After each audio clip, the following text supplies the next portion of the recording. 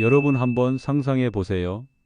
혼자 있는 어느 날 갑자기 가슴이 조여오고 숨이 턱 막히기 시작합니다. 순간 체한 건가? 좀 쉬면 괜찮겠지라는 생각이 스쳐 지나갑니다. 하지만 그게 심장마비의 시작이었다면 어떨까요? 그때 당신 곁엔 아무도 없다면 어떡하시겠습니까? 지금 이 순간에도 전국에서 수많은 어르신들이 이처럼 혼자일 때 갑작스레 심장마비를 겪고 있습니다. 그리고 안타깝게도 단 10초 안에 어떤 행동을 하느냐에 따라 그 생명이 갈리기도 합니다. 안녕하세요. 45년간 아주대 심장내과 전문의로 근무하다 퇴직해 지금은 건강정보를 전파하고 있는 김태성입니다. 45년간 심장내과 전문의로 수많은 환자들을 지켜봐온 제게 가장 마음 아팠던 순간은 제대로만 대처했더라면 살 수 있었던 생명을 눈앞에서 잃을 때였습니다. 심장마비는 영화처럼 갑자기 쓰러지는 일만 있는 게 아닙니다. 생각보다 조용히 그리고 서서히 다가오며 분명한 신호를 보내고 있습니다. 그 신호를 알아차릴 수 있느냐 없느냐, 그 차이가 생사를 가르기도 합니다. 오늘 이 영상에서는 그런 신호를 어떻게 알아차리는지, 그리고 혼자 있을 때 반드시 기억해야 할 7가지 생존 행동법을 차근차근 알려드리겠습니다. 꼭 기억해 주세요. 오늘 알려드리는 이 정보는 여러분 자신뿐만 아니라 가족의 생명도 지킬 수 있는 내용입니다. 부모님, 배우자 혹은 혼자 사시는 형제 자매가 가슴이 답답하다는 말을 할 때 오늘 이 영상을 기억하는 사람이 옆에 있었다면 살 수 있었던 경우를 저는 45년 진료 현장에서 정말 수도 없이 보았습니다. 특히 영상 중반에 소개해드릴 이 행동 하나는 많은 분들이 놓치지만 단 몇 초의 행동 하나로 생존율이 23%나 올라간다는 연구 결과가 있을 만큼 꼭 기억해야 할 지침입니다. 절대 그냥 넘기지 마시고 영상 중반 이후에는 더욱 집중해서 함께 해주세요. 많은 분들이 심장마비의 신호를 그저 가벼운 소화불량이나 피로감으로 오해하십니다. 가장 무서운 것은 심장마비가 전혀 다른 얼굴로 마치 가면을 쓰고 우리에게 찾아온다는 점입니다. 왜 그럴까요? 우리 몸의 심장과 위장은 미주신경이라는 하나의 큰 신경줄기로 연결되어 있습니다. 그래서 심장에 문제가 생기면 마치 위장에 문제가 생긴 것처럼 뇌가 착각을 일으키기 쉽습니다. 그래서 속이 더부룩하거나 메쓱거리거나 갑자기 체한 듯한 느낌이 드는 것이지요. 특히 고령이시거나 당뇨가 있는 분들은 전형적인 가슴 통증 없이 이렇게 애매한 위장 증상만 나타나는 경우가 정말 많습니다. 이 증상이 체한 거 아니었다면 어땠을까? 이 질문 하나가 생사를 가를 수 있습니다. 그렇다면 우리가 절대 놓치지 말아야 할 심장이 보내는 진짜 경고, 신호, 대표적인 전조 증상 5가지를 꼭 기억해 두셔야 합니다. 제가 실제 겪었던 환자분들의 이야기를 바탕으로 아주 쉽게 설명해 드리겠습니다. 첫 번째는 역시 가슴 통증입니다. 그런데 이 통증이 우리가 생각하는 것과 조금 다릅니다. 그냥 바늘로 콕콕 찌르는 듯한 통증이 아닙니다. 환자분들의 표현을 빌리자면 마치 코끼리가 가슴 위에 올라앉은 것처럼 묵직하게 짓누르는 느낌, 또는 가슴을 빨래 짜듯이 쥐어짜는 듯한 느낌이라고 하십니다. 어떤 분은 가슴에 뜨거운 고춧가루를 확 뿌린 것처럼 화끈거리고 싸한 느낌이 든다고도 하셨습니다. 중요한 것은 이 통증이 5분 이상, 길게는 20분 넘게 지속된다는 점입니다. 잠시 아팠다가 괜찮아지는 통증과는 격이 다릅니다. 두 번째는 방사통, 즉 통증이 다른 곳으로 뻗어나가는 증상입니다. 심장에서 시작된 통증이 마치 나무 뿌리가 뻗어나가듯 왼쪽 어깨나 왼쪽 팔 안쪽으로 퍼져나갑니다. 제가 진료했던 한 목수 어르신은 공사장에서 갑자기 왼쪽 턱이 빠질 것처럼 아프고 이가 시려서 치과에 가야 하나 고민하셨다고 합니다. 하지만 그것이 바로 심장이 보내는 구조 신호였습니다. 통증은 턱뿐만 아니라 목을 조르는 느낌, 혹은 등 중앙이 결리는 듯한 느낌으로도 나타날 수 있습니다. 몸의 왼편에 나타나는 설명할 수 없는 통증을 절대 무시해서는 안 됩니다. 세 번째는 갑작스러운 호흡 곤란입니다. 평소에는 잘 오르던 집 앞 언덕인데 그날따라 계단 몇 개만 올라도 숨이 턱까지 차오르고 마치 물에 빠진 사람처럼 숨쉬기가 힘들어지는 경험입니다. 한 가정주부 구독자님께서는 장을 보고 집에 돌아와 소파에 앉았는데 갑자기 숨을 어떻게 쉬어야 할지 모를 정도로 답답하고 공기가 부족한 느낌을 받으셨다고 합니다. 이는 심장의 펌프 기능이 급격히 떨어지면서 폐에 물이 차는 아주 위급한 신호일 수 있습니다. 네 번째는 식은땀입니다. 덥지도 않고 힘든 일을 한 것도 아닌데 갑자기 온몸이 축축해질 정도로 식은땀이 흐르는 증상입니다. 특히 이마나 등줄기를 타고 흐르는 차가운 느낌의 땀입니다. 우리 몸이 극한의 위기 상황에 처했을 때 교감신경이 극도로 활성화되면서 나타나는 현상입니다. 한밤중에 자다가 이불이 흠뻑 젖을 정도로 식은 땀을 흘리며 깬다면 이것은 단순한 악몽이 아닐 수 있습니다. 마지막 다섯 번째는 극심한 어지럼증과 메스꺼림입니다. 앞서 말씀드린 위장 증상과 비슷하지만 세상이 빙빙 도는 듯한 어지럼증이 함께 나타납니다. 속이 울렁거려 토할 것 같은 느낌이 들고 실제로 구토를 하기도 합니다.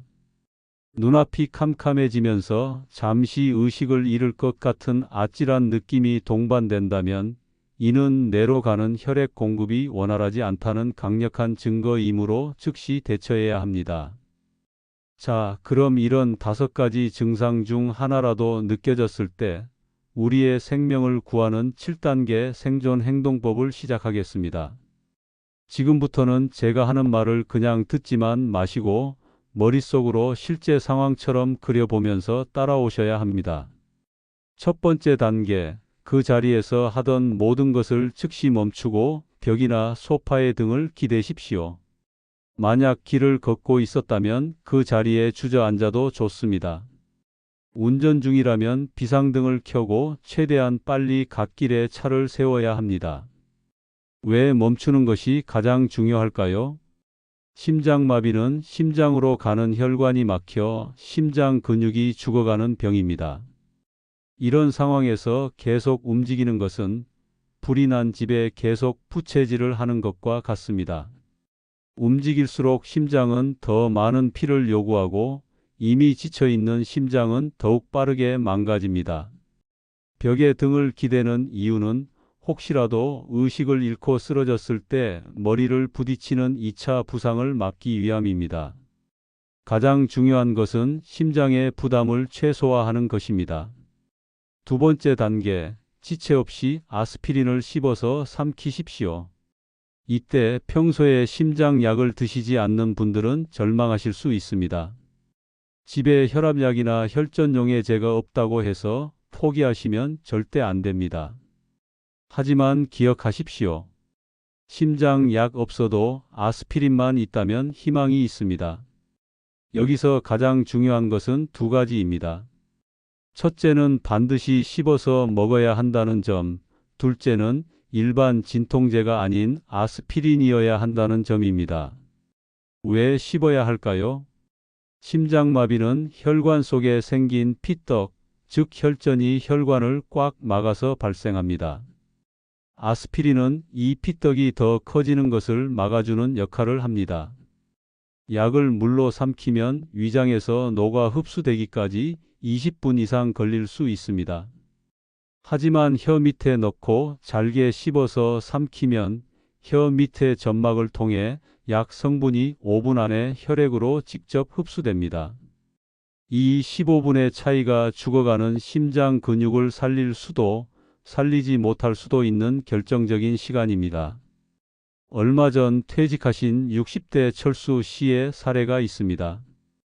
평생 현장에서 일하며 건강을 자신했던 분인데 어느 날 집에서 혼자 텔레비전을 보다가 가슴을 쥐어짜는 통증을 느꼈다고 합니다.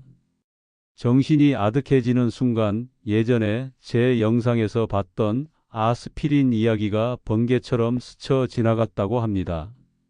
비틀거리며 약통으로 가보니 마침 두통약으로 사두었던 아스피린이 있었습니다. 설명서도 볼 경황 없이 하나를 꺼내 입에 넣고 와드득 씹어 삼켰습니다. 그 행동이 혈전이 더 커지는 것을 막아주었고 구급대원이 도착했을 때 심장에 가해진 손상을 최소화할 수 있었습니다. 의사가 말하길 그때 씹어 먹은 아스피린 한 알이 아니었다면 결과가 좋지 않았을 거라고 했습니다. 용량은 어린이용 아스피린 100mg짜리 2알 혹은 약국에서 쉽게 구하는 일반 아스피린 300에서 500mg짜리 한 알이면 충분합니다. 다만 아스피린에 알레르기가 있거나 위장 출혈 같은 출혈성 질환을 앓고 계신 분은 복용하시면 안 됩니다. 하지만 그런 경우가 아니라면 아스피린 한 알은 위급 상황에서 1만 원짜리 비상약보다 훨씬 더 귀한 생명약이 될 수 있습니다. 세 번째 단계는 즉시 119에 신고하는 것입니다. 너무나 당연한 이야기 같지만 이때 대부분의 사람들이 당황해서 실수를 합니다. 그냥 살려주세요, 아파요 라고만 외치면 안 됩니다. 구급대원이 정확한 상황을 파악하고 최적의 준비를 하고 올 수 있도록 침착하게 핵심 정보를 전달해야 합니다. 전화가 연결되면 이렇게 말씀하십시오. 저는 지금 혼자 있고 가슴이 아픕니다. 심장마비가 의심됩니다. 정확한 주소는 어디입니다. 그리고 가장 중요한 것, 말을 마친 뒤에 전화를 끊지 말고 반드시 스피커폰으로 전화내 옆에 내려놓으십시오. 혹시라도 여러분이 의식을 잃더라도 전화 너머의 상담 요원이 계속해서 상황을 파악하고 여러분에게 말을 걸어 의식을 유지하도록 도울 수 있습니다. 네 번째 단계, 119와 통화가 끝났거나 스피커폰으로 켜둔 상태에서 할 수 있다면 현관문으로 기어가 잠금 장치를 풀어 두십시오. 이것은 여러분의 생존율을 높이는 결정적인 행동입니다. 상상해 보십시오. 구급대원이 사이렌을 울리며 아파트 입구까지 10분 만에 도착했습니다. 하지만 현관문이 굳게 잠겨 있다면 어떻게 될까요? 문을 부수거나 다른 경로를 찾느라 5분을 허비한다면 그 5분 동안 여러분의 심장 근육은 계속 죽어갑니다. 문을 활짝 열어둘 필요는 없습니다. 그저 비밀번호 잠금 장치를 해제해 두거나 문고리에 잠금쇠만 풀어두는 것만으로도 충분합니다. 구급대원이 망설임 없이 집으로 들어와 여러분에게 응급처치를 시작할 수 있도록 생명의 길을 미리 열어두는 것입니다. 자, 여기까지가 골든타임 확보를 위한 가장 기본적인 4단계였습니다. 멈추고, 씹고, 신고하고, 열어두는 것. 이 네 가지만 기억하셔도 생존 확률은 극적으로 올라갑니다. 이제부터는 병원에서도 잘 알려주지 않는, 하지만 경험 많은 의사들이나 응급구조사들은 아는 생존율을 한 단계 더 끌어올리는 나머지 세 가지 행동입니다. 다섯 번째 단계, 문을 열어두고 돌아와서 가장 편안한 자세로 비스듬히 누우십시오. 완전히 등을 대고 벌러덩 눕는 자세는 좋지 않습니다. 왜냐하면 그렇게 누우면 횡격막이 올라가 폐와 심장을 압박해서 호흡이 더 힘들어질 수 있기 때문입니다. 반대로 꼿꼿이 앉아 있는 것도 몸의 긴장도를 높여 심장에 부담을 줍니다. 가장 이상적인 자세는 상체를 45도 정도 비스듬히 세운 자세입니다. 소파에 쿠션이나 이불을 두세 개 등 뒤에 겹쳐서 기대거나 침대 머리맡에 기대는 것이 가장 좋습니다. 이 자세는 심장에 부담을 덜어주고 중력의 도움을 받아 호흡을 가장 편안하게 만들어주는 황금 각도입니다. 여섯 번째 단계는 가장 가까운 가족이나 지인에게 문자를 보내는 것입니다. 왜 전화가 아니라 문자일까요? 위급한 상황에서 전화를 걸면 상대방의 목소리를 듣는 순간 감정이 북받쳐 울음이 터지거나 흥분해서 제대로 말을 하지 못하는 경우가 많습니다. 불필요한 감정 소모와 말하는 행위 자체가 심장에 부담을 줍니다. 또한 숨이 가쁜 상황에서는 긴 통화가 불가능합니다. 그래서 미리 간단한 내용의 문자를 작성해 두거나 위급 상황에 이 내용으로 보내야겠다고 머릿속에 담아두는 것이 좋습니다. 내용은 간결해야 합니다. 나 지금 가슴 아파서 119 불렀어. 집으로 와줘. 현관문 열어놨어. 딱 이 세 문장이면 충분합니다. 이 문자는 여러분의 현재 상황, 필요한 조치, 그리고 구급대원을 위한 정보까지 모두 담고 있습니다. 이 문자 한 통이 여러분의 곁을 지켜줄 보호자를 가장 빨리 부르는 방법입니다. 이제 마지막 7번째 단계입니다. 구급대원을 기다리는 동안 극심한 공포와 불안을 다스리는 4대 6 호흡법을 시행하는 것입니다. 가슴 통증이 시작되면 우리 몸은 극도의 공포에 휩싸입니다. 그러면 자기도 모르게 숨을 매우 가쁘고 얕게 쉬게 됩니다. 이런 과호흡은 혈관을 수축시키고 심장 박동을 더 불규칙하게 만들어 상황을 악화시킵니다. 이때 의식적으로 호흡을 조절해 몸과 마음을 안정시켜야 합니다. 방법은 간단합니다. 코로 4초 동안 천천히 배가 볼록해지는 것을 느끼며 숨을 깊게 들이마십니다. 그리고 입으로 6초 동안 풍선을 불듯이 길고 가늘게 숨을 내뱉습니다. 자, 저를 한번 따라해 보시죠. 코로 하나, 둘, 셋, 넷. 입으로 하나, 둘, 셋, 넷, 다섯, 여섯. 이렇게 들이마시는 숨보다 내쉬는 숨을 더 길게 하는 것이 핵심입니다. 이 호흡법은 우리 몸의 부교감신경을 활성화시켜 극도로 흥분했던 몸을 진정시키고 심장의 부담을 줄여주며 뇌와 심장 근육에 산소를 안정적으로 공급하는 효과가 있습니다. 구급대원이 올 때까지 이 호흡을 반복하며 나는 살 수 있다, 괜찮다 라고 스스로에게 계속 되뇌십시오.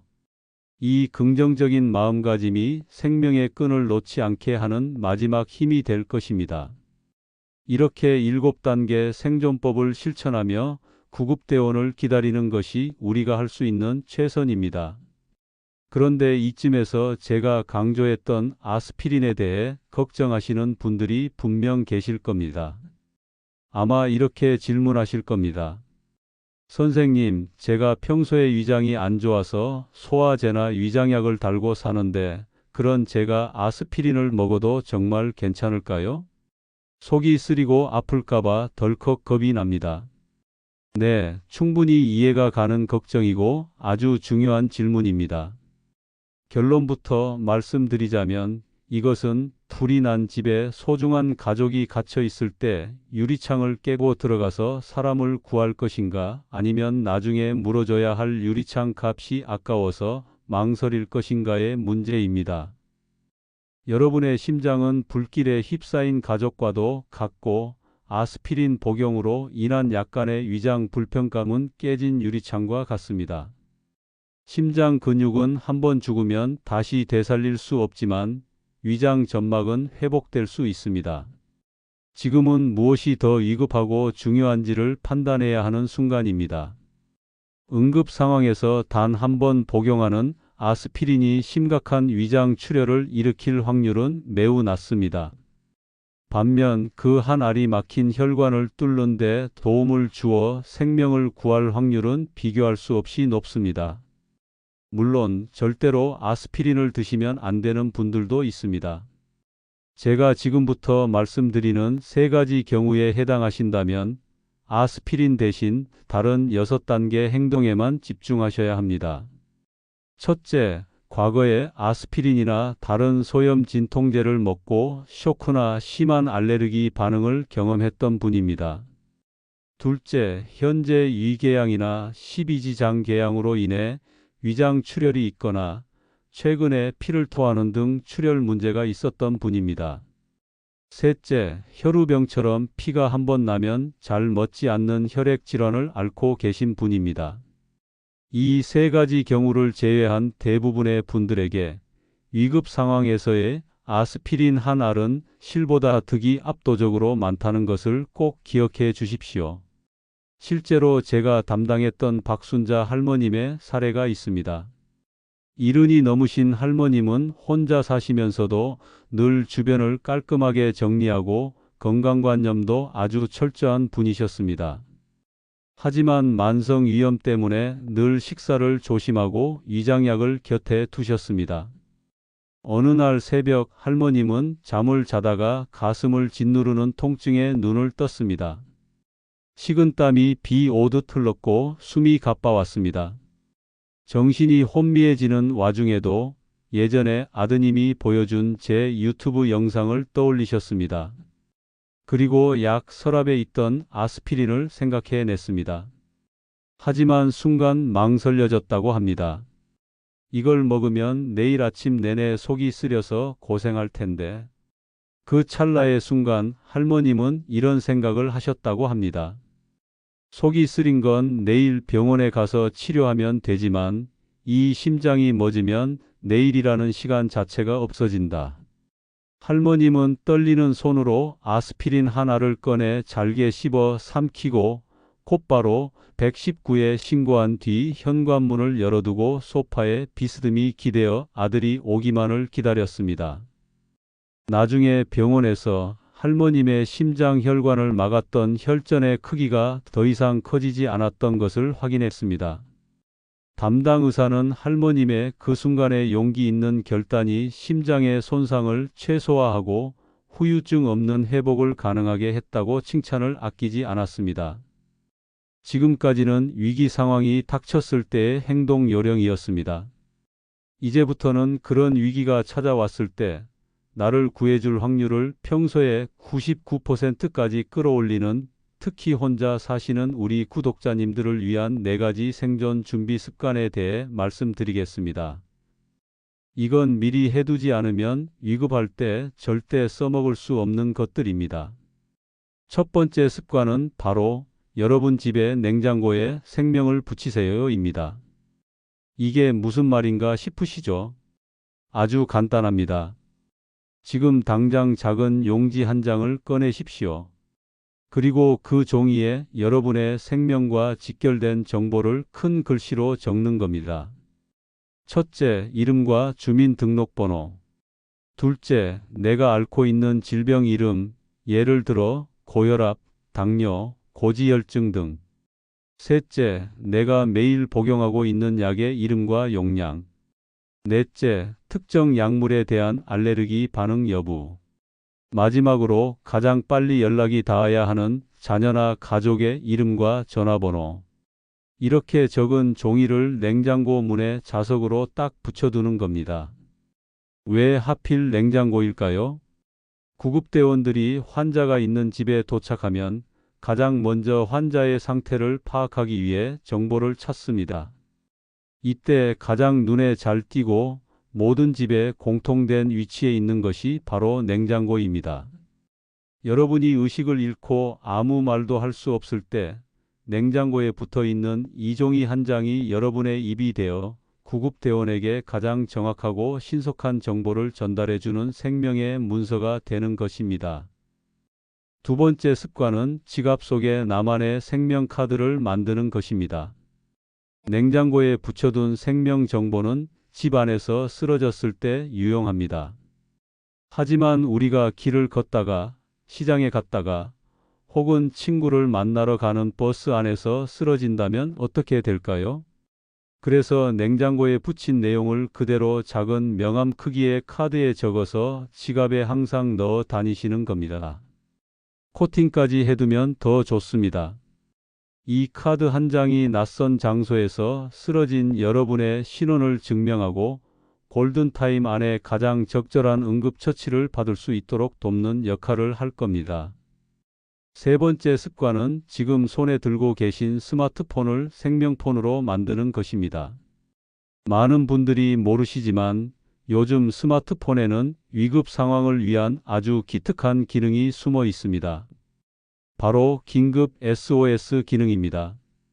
기종마다 조금씩 다르지만 보통은 스마트폰의 옆면에 있는 전원 버튼을 아주 빠르게 3번 혹은 5번 누르기만 하면 됩니다. 그러면 자동으로 119에 신고 전화가 걸리고 동시에 미리 지정해둔 가족에게 현재 나의 위치 정보와 함께 위급 상황이라는 문자가 발송됩니다. 심지어 주변 소리를 녹음해서 함께 보내주는 기능도 있습니다. 가슴을 부여잡고 전화번호를 누를 힘조차 없을 때 이 버튼 3번 누르는 동작 하나가 여러분을 살릴 수 있습니다.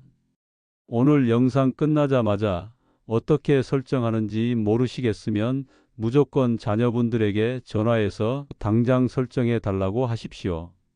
이것은 여러분이 자녀에게 부탁하는 것이 아니라 여러분의 생명을 지키기 위한 당연한 권리입니다. 마지막 네 번째 습관은 사람과 사람을 잇는 생명고리를 만드는 것입니다. 혼자 산다고 해서 세상과 단절되어 살면 안 됩니다. 평소에 바로 옆집이나 앞집 이웃과 가벼운 인사라도 나누며 얼굴을 익혀 두십시오. 그리고 그중 가장 신뢰가 가는 이웃 한 집과는 혹시 모를 위급 상황 시 서로 도와주기로 약속하고 비상 연락처를 교환해 두는 것이 좋습니다. 여건이 허락한다면 현관문 비밀번호를 알려주거나 비상키를 맡겨두는 것도 아주 훌륭한 방법입니다. 기계가 할 수 없는 일, 사람이 할 수 있는 따뜻한 관심과 즉각적인 도움이 때로는 그 어떤 첨단 시스템보다 빠를 수 있습니다. 이 네 가지 습관이 얼마나 위대한 힘을 발휘하는지 제가 최근에 들었던 한 아버님의 이야기로 증명해 드리겠습니다. 아내와 사별하고 혼자 아파트에 사시던 70대 이영수 아버님은 제 영상을 보시고는 곧바로 이 네 가지 습관을 모두 실천하셨다고 합니다. 냉장고에는 빼곡히 당신의 정보를 적어 붙여두셨고 지갑에는 손수 코팅까지 한 생명카드를 넣으셨습니다. 아들에게 부탁해 스마트폰 긴급 기능도 설정했고 바로 앞집에 사는 젊은 부부와는 왕래하며 음식을 나눠 먹는 사이가 되셨습니다. 어느 날 저녁 아버님은 거실에서 갑자기 쓰러지셨습니다. 다행히 완전히 의식을 잃기 직전 주머니 속 스마트폰의 전원 버튼을 여러 번 누르는 데는 성공했습니다. 신고를 받고 가장 먼저 도착한 것은 119 구급대원이었지만 거의 동시에 도착한 사람들이 있었습니다. 바로 앞집의 젊은 부부였습니다. 아버님의 위급 문자 메시지가 아들뿐만 아니라 앞집 부부에게도 설정되어 있었던 겁니다. 하지만 아들은 멀리 살고 있었고 구급대원들은 아파트 공동 현관 비밀번호를 몰라 지체되고 있었습니다. 그때 앞집 남편이 1층으로 뛰어내려가 공동 현관을 열어주었고 구급대원들은 지체 없이 아버님 댁으로 올라갈 수 있었습니다. 하지만 마지막 관문이 남았죠. 굳게 닫힌 현관문이었습니다. 바로 그때 앞집 아내가 아버님께 받아두었던 비밀번호를 눌러 문을 열었습니다. 문이 열려 있었기에 살았다. 나중에 병원으로 달려온 아들에게 구급대원이 한 말이었습니다. 정말 다행입니다. 현관문이 그렇게 빨리 열리지 않았다면 결과가 좋지 않았을 겁니다. 그리고 냉장고에 붙어 있던 종이 덕분에 저희가 병원에 도착하기도 전에 환자분께 필요한 약물과 처치 계획을 세울 수 있었습니다. 아버님께서 평소에 준비해 두신 것들이 당신의 생명을 구한 겁니다. 우리 구독자님들의 머릿속에 그리고 가슴속에 오늘 내용이 완벽하게 새겨질 수 있도록 제가 마지막으로 한 번 더 알기 쉽게 정리해 드리겠습니다. 지금 이 화면을 사진으로 찍어 두시거나 종이에 꼭 적어서 냉장고에 붙여 두십시오. 먼저 심장이 보내는 전조 증상 5가지입니다.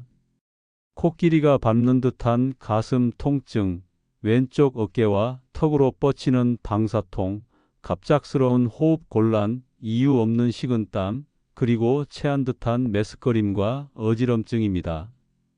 다음으로 이런 증상이 나타났을 때 즉시 실천해야 할 생존 행동 7단계입니다. 1단계 하던 것을 멈추고 기대기. 2단계 아스피린 씹어 먹기. 3단계 119에 정확히 신고하기.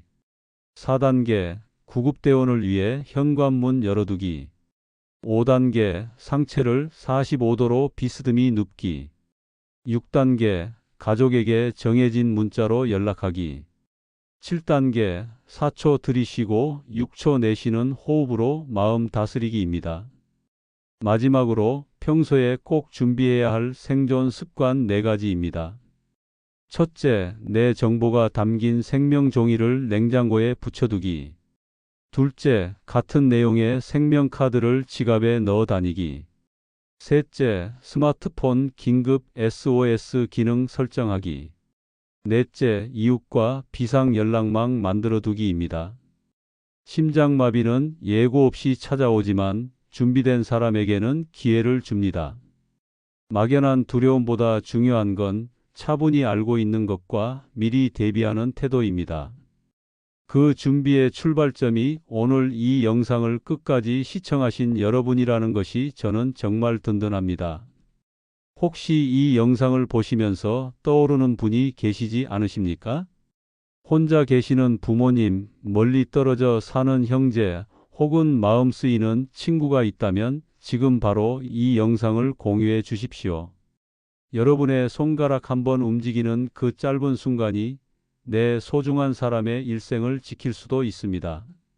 지식은 나눌수록 더 커지고 사랑은 전할수록 더 단단해집니다. 그리고 댓글을 통해 여러분의 마음을 보여주십시오. 오늘 영상이 유익하셨다면 저에게 큰 힘이 되는 따뜻한 응원 댓글 한 줄 부탁드립니다. 혹시라도 오늘 내용과 비슷한 아찔한 경험이 있으셨다면 용기 내어 그 경험담을 나눠 주십시오. 여러분의 귀한 경험이 비슷한 처지에 있는 다른 구독자님께는 생명의 단서가 될 수 있습니다. 영상이 도움이 되셨다면 간단하게라도 응원 댓글 부탁드립니다. 그리고 혹시라도 예전에 비슷한 증상이나 경험이 있으셨던 분이라면 그 이야기 댓글에 꼭 남겨주세요. 여러분의 이야기가 다른 시청자에게는 또 하나의 지침이 됩니다. 다음 영상에서는 요양병원 폐업이 왜 이렇게 많아졌는지, 그로 인해 간병 대란이 어떻게 현실로 이어지고 있는지, 그리고 이 모든 부담이 결국 가족에게 어떤 방식으로 터지고 있는지를 심층적으로 알려드릴 예정입니다. 꼭 이어서 시청해 주세요. 여러분의 건강한 삶과 행복한 노후를 진심으로 응원합니다. 늘 건강하시길 바랍니다. 감사합니다.